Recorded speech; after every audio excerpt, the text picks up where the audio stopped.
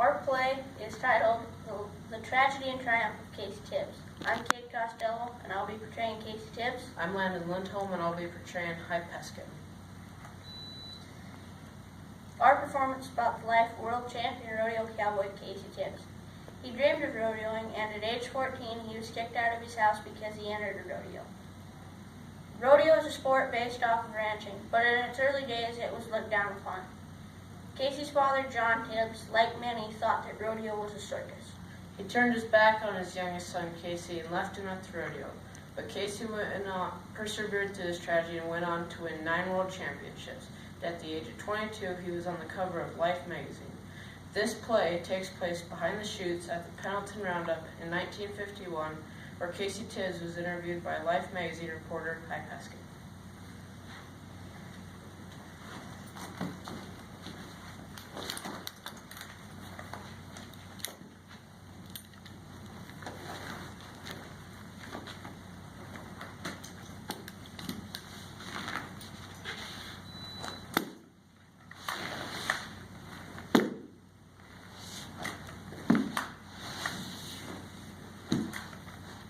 Casey, I'm High Peskin, reporter for Life magazine. I'd like to ask you a few questions. Suppose that'd be fine, Mr. Peskin. How did you start rodeoing? Well, when I was 14, I entered a rodeo even though my dad was against it. He's just so mad at me, he left me there at the rodeo. But I had some friends that were already rodeoing, and they kind of took me under their wing. Okay. When you were first starting out, how did you get from rodeo to rodeo? Well, I didn't have a car, so I laid in the road and I'd wait for the bus to come by. Of course, the driver would stop and I'd get on. I had this old dog harness and I'd hook it to the luggage rack and just sort of hang there in the bus.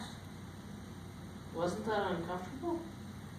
Well, I didn't have to pay the bus fee, but it got frozen sometimes, and that kind of hurt. Okay. You are America's #1 rodeo cowboy. Where do you acquire such talent?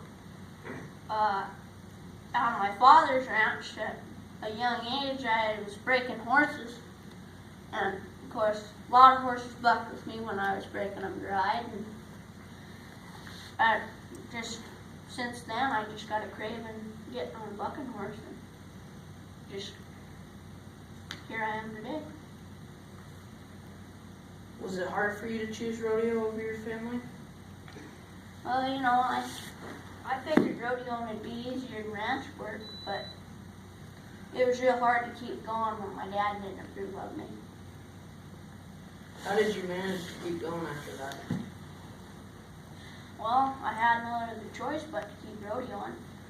Every time I came home, my dad wouldn't even look at me. Once I came home with $7,000 and a brand new car. I was trying to convince him, that rodeo was a good way to make a living. And instead he thought that I had robbed a bank. So I knew from then on I had to catch the nation's eye if I was going to catch my dad. What was your childhood like on your father's ranch? Well, we were always happy and always rode good horses. I mean, we were dirt poor, but I didn't know that till I left home. Did you ever win over your father? Yeah, he got to watch me ride one time, but before he could ever see me win a world's championship, he passed away, so my dad never getting to enjoy the win with me like that was always one of my biggest regrets. How could you keep going on the rodeo circuit and win? Well, I knew I couldn't dwell on his death. I just had to keep going, and it just so happened I was winning. How much money have you won since then? This year I've won, I think, $23,000 in the bareback and the saddle bronc. You were the leading contender in the all-around championship. How do you stay in top condition for each rodeo? Well, I just try and not get bucked off, and not get hurt. I mean, I don't have to be in top condition like a boxer'd have to be, but I dang sure gotta stay limber. People are attracted by your colorful clothing. Why do you wear such flashy things? Well, you know, all this color appeals to me too. Like I said before, we were poor when we were kids. Never really had any color in my life. Most of my things were black and white. Once I came upon success in rodeo, yes, I decided I needed to bring color to the lives of those who came to see me ride. How is your style special compared to riders today? Well, I just try and get in rhythm with my horse and stay as relaxed and loose as possible while I'm riding. I've got to feel my spurs when I'm riding, or else the horse will buck me off. This year I rode about 280 horses, and I've only been bucked off 6 times. Okay, how many times have you suffered injuries in the sport? I broke my left ankle 3 times, fractured several ribs. I got a bad knee from when a horse fell with me, but compared to a lot of other cowboys, I haven't been hurt that much. I suppose if I ever am killed, it'll be in my Cadillac.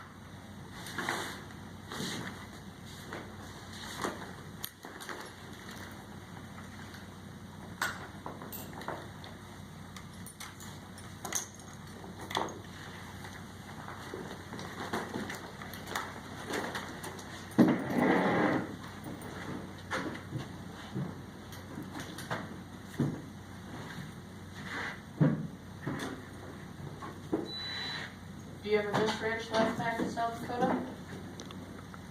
Yeah, I come back every year to brand and round up the cattle. Hope someday I'll have a ranch of my own.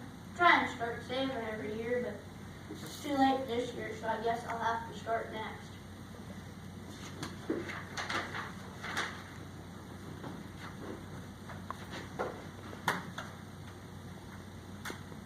People say your life is tragic, but I don't see how. I came for a story of tragedy and triumph. All I get out of this is triumph. You win lots of money, drive fast cars, and wear silk shirts. How is your life tragic? Well, sir, having your father turn his back on you isn't tragic. I don't know what is. Later that year in Madison Square Garden, Casey went on to win 3 world championships in the all-around bareback and saddle bronc riding.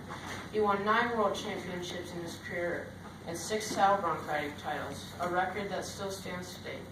Casey also starred in, performed stunts in, and produced many movies.